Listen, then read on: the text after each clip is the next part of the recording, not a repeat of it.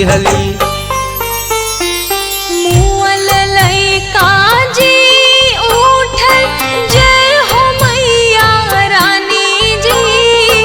मुअल लइका जी उठल जय हो मैया रानी जी।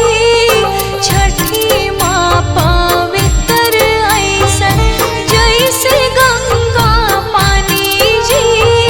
छठी माँ पवित्र ऐसन जैसे गंगा पानी जी।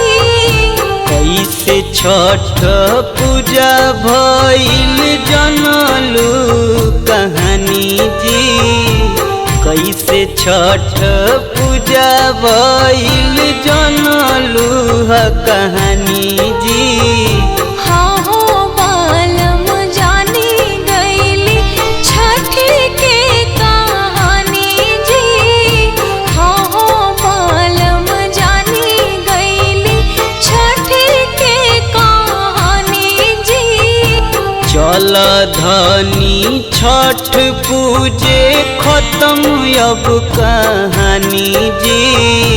चल धनी छठ पूजे खत्म अब कहानी जी। हाँ हो